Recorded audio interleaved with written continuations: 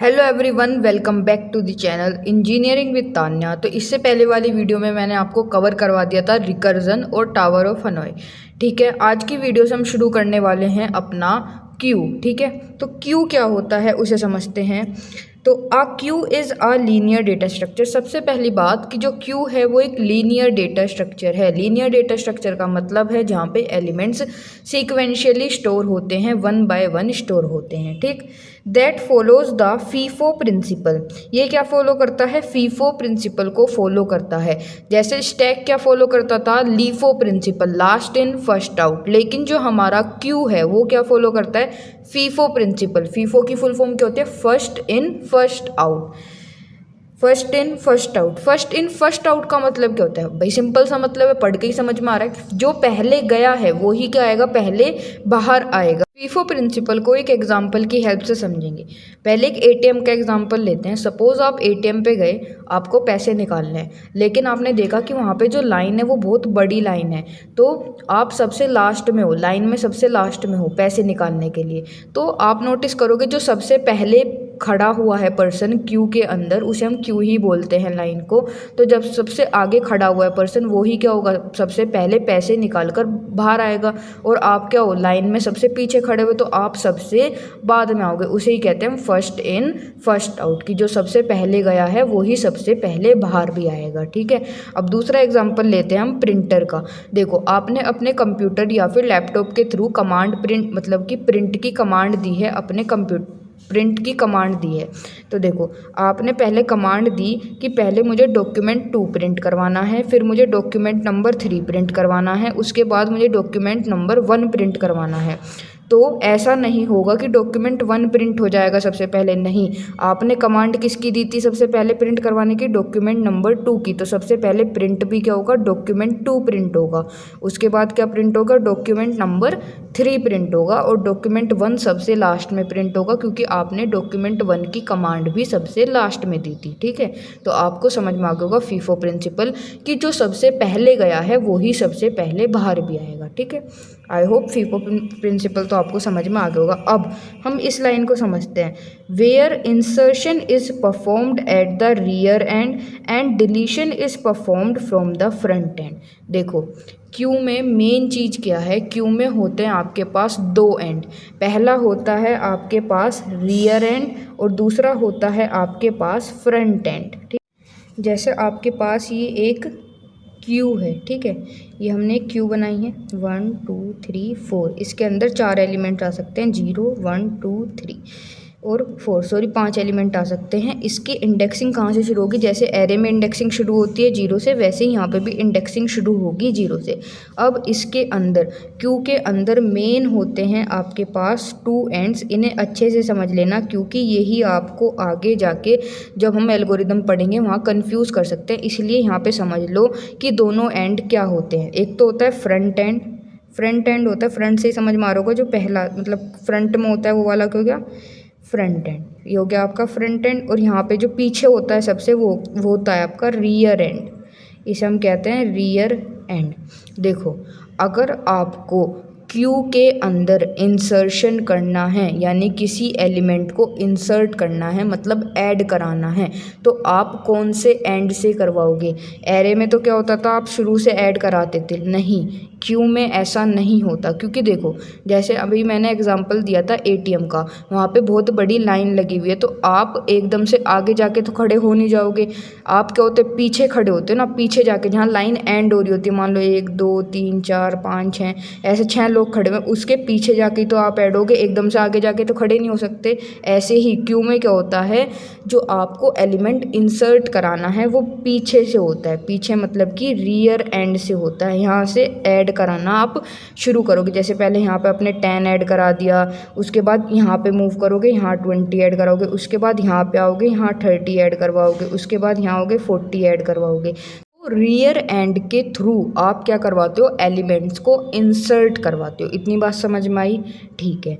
अब आपने insertion rear and की हेल्प से करवाया है तो डिलीशन भी करवाओगे, एलिमेंट को डिलीट भी करोगे। अब डिलीशन कहाँ से परफॉर्म होता है, यहाँ से परफॉर्म होता है। मान लो यहाँ 50 है तो डिलीशन कहाँ से परफॉर्म होता है, डिलीशन परफॉर्म होता है आपका फ्रंट एंड से। जैसे कि लंबी लाइन लगी हुई है, यहाँ ATM है ये, तो जो सबसे पहला बंदा है वो यहाँ से ही तो निकलेगा। डिलीशन कहाँ से परफॉर्म होगा, फर्स्ट एंड से, बिल्कुल फ्रंट एंड से। जैसे ये सबसे पहला फर्स्ट पर्सन है, ये सबसे आगे से ही तो निकलेगा, तो वैसे यहाँ पे भी जो एलिमेंट है वो डिलीट कहाँ से होता है, फ्रंट एंड से डिलीट होता है। ठीक है, इतनी बात समझ में आई। दो मेन एंड होते हैं, फ्रंट एंड और रियर एंड। फ्रंट एंड से आप एलिमेंट्स को डिलीट करवाते हो क्यू के अंदर, और रियर एंड से अगर आपको क्यू के अंदर एलिमेंट इंसर्ट या ऐड करवाना है तो वो रियर एंड की हेल्प से करवाते हो। ठीक है। अब एक चीज़ और बतानी है मुझे आपको कि इंसर्शन का मतलब होता है एलिमेंट को इंसर्ट कराना, डिलीशन का मतलब होता है एलिमेंट को डिलीट कराना। यहाँ पे इंसर्शन को क्यू के अंदर एक वर्ड और कहा जाता है, मतलब दूसरे वर्ड से कहा जाना जाता है, होता है NQ। क्या होता है, NQ। और डिलीशन को कहा जाता है DQ।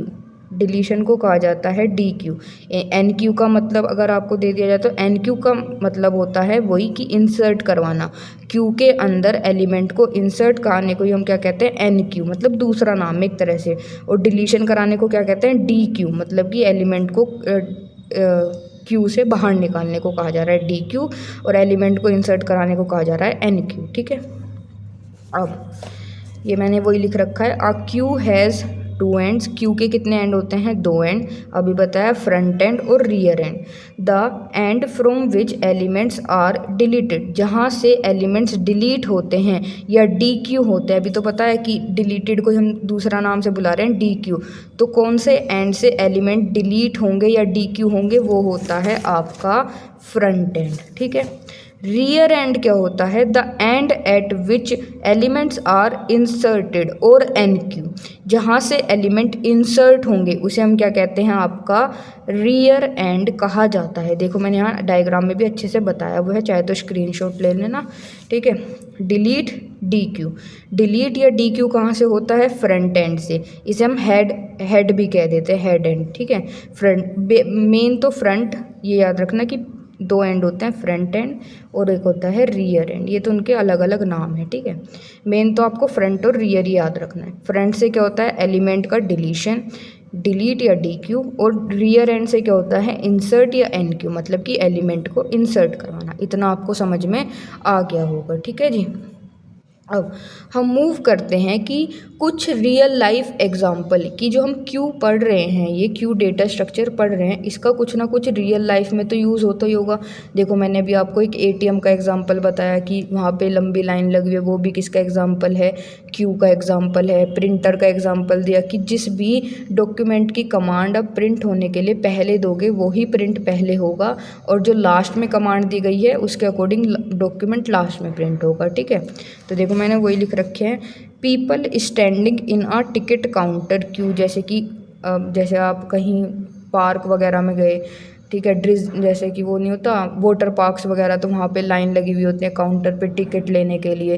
तो जो सबसे आगे लाइन में खड़ा हुआ होगा टिकट सबसे पहले उसे मिलेगा, तो वो भी किसका एग्जांपल है, आपका क्यू का एग्जांपल है। प्रिंटर का एग्जांपल मैंने अभी दे दिया, documents are printed in the order they are received, यानी जैसी जिस अकॉर्डिंग आप कमांड दोगे प्रिंट की, उसी अकॉर्डिंग क्या होंगे, आपके डॉक्यूमेंट्स प्रिंट होंगे।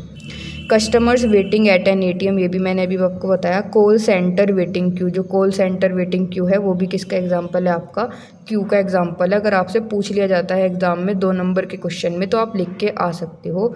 ठीक है। अब हम आगे बढ़ेंगे।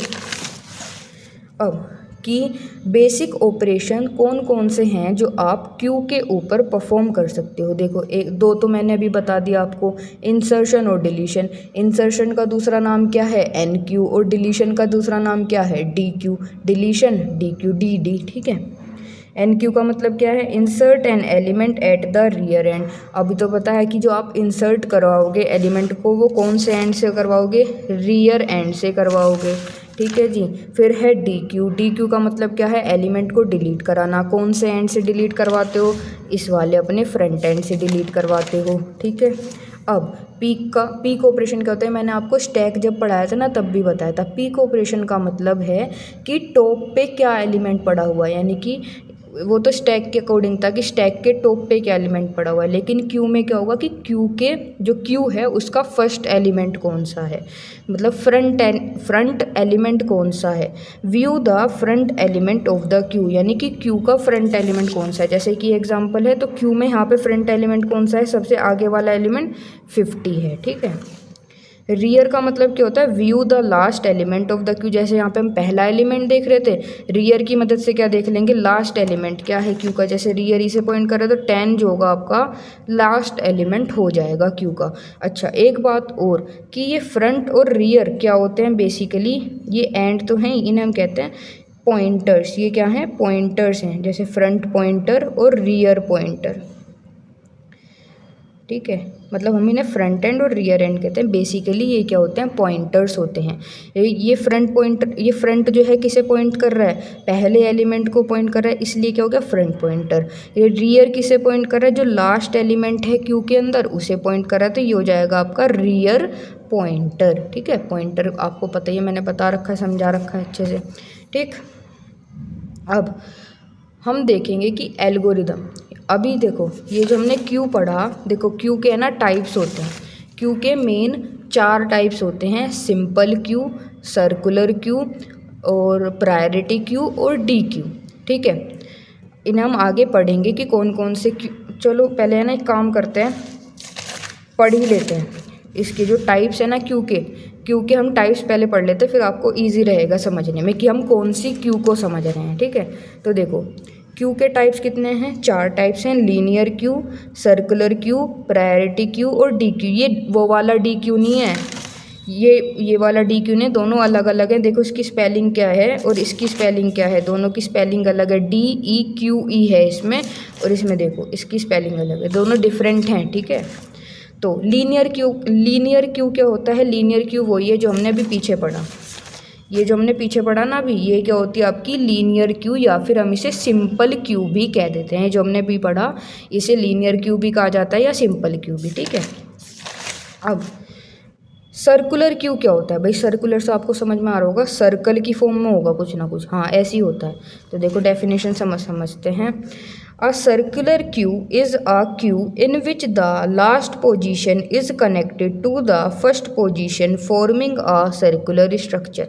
देखो अभी हमने क्या पढ़ा, दोनों के दोनों एंड जो हैं, फ्रंट एंड और रियर एंड, दोनों अलग अलग हैं, सेपरेट हैं, ये यहाँ पे और यहाँ पे।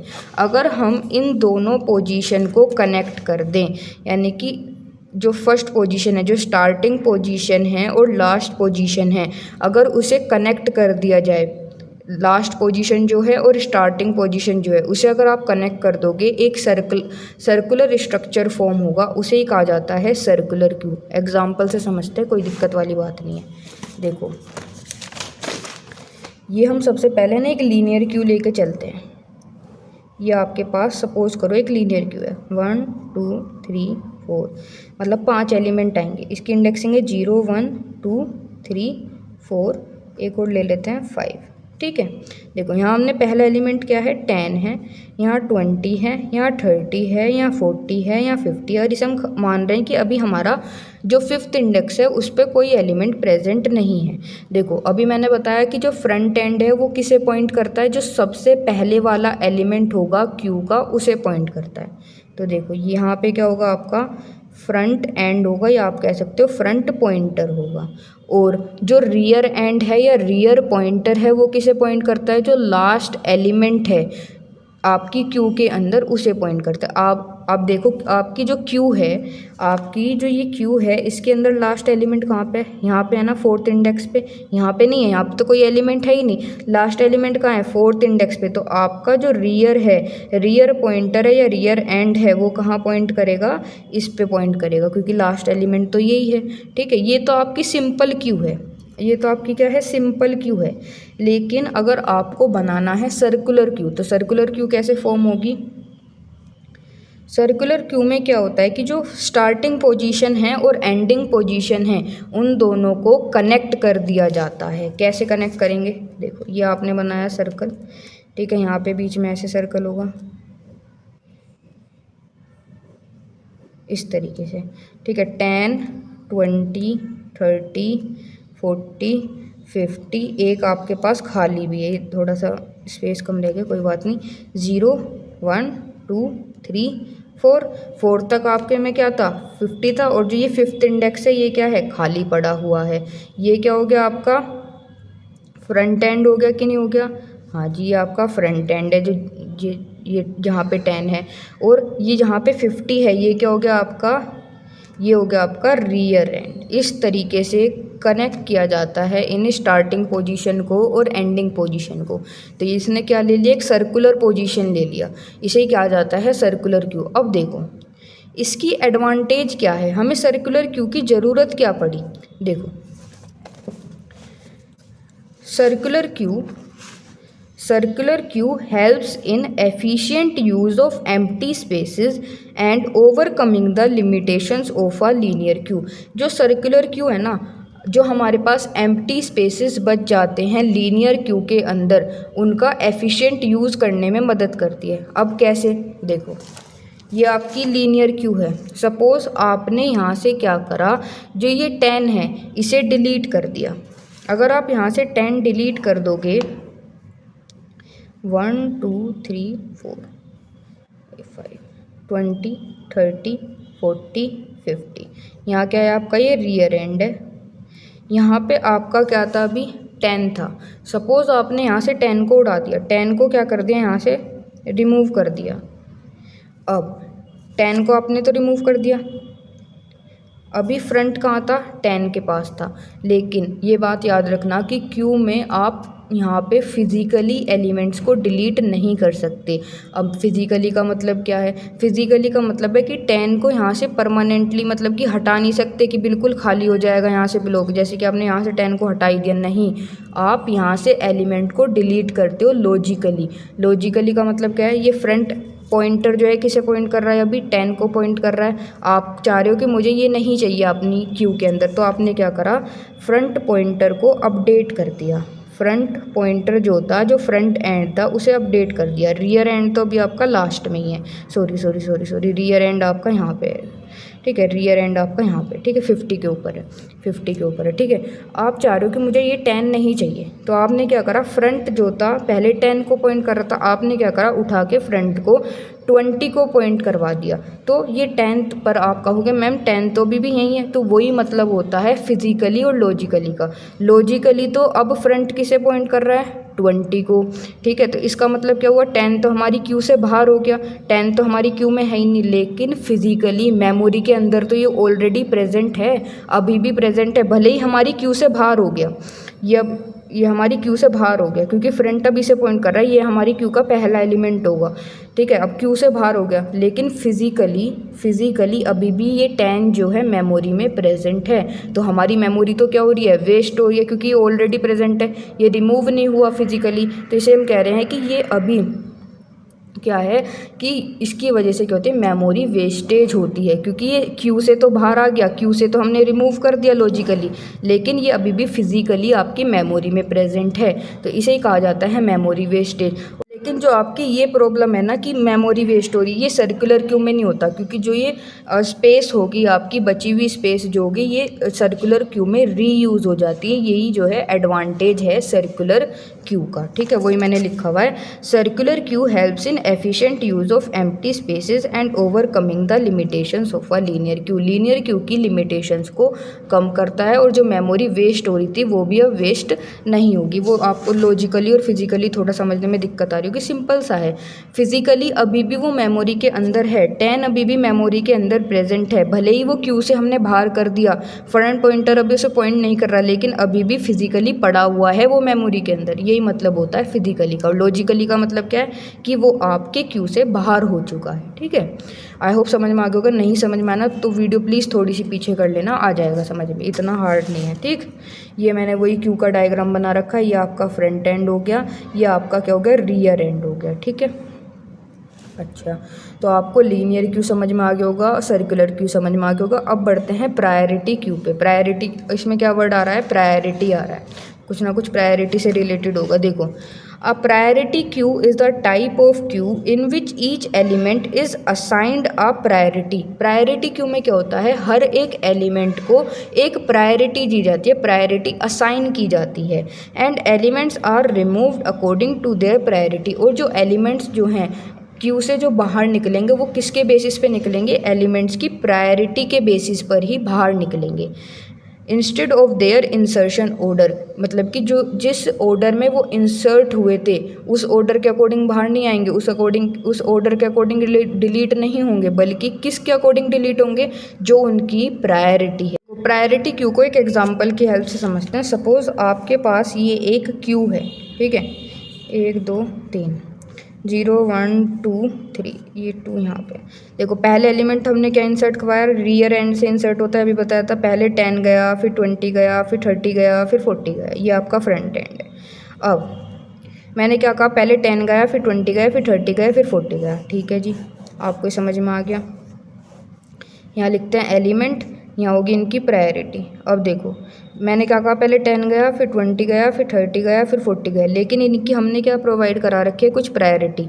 हमने कहा कि जो ये आपका 10 एलिमेंट है इसकी प्रायोरिटी है अभी 1, जो 20 एलिमेंट है इसकी प्रायोरिटी है 5, जो 30 एलिमेंट है इसकी प्रायोरिटी है 3, ये जो 40 एलिमेंट है इसकी प्रायोरिटी है 4। तो ये बताओ सबसे पहले कौन सा एलिमेंट बाहर आएगा, जिसकी प्रायोरिटी ज़्यादा है। तो प्रायोरिटी किसकी ज़्यादा है, 20 की, तो सबसे पहले बाहर निकलेगा 20 के बाद कौन बाहर आएगा, उसके बाद प्रायोरिटी कम किसकी है, 40 की, तो 40 बाहर आएगा।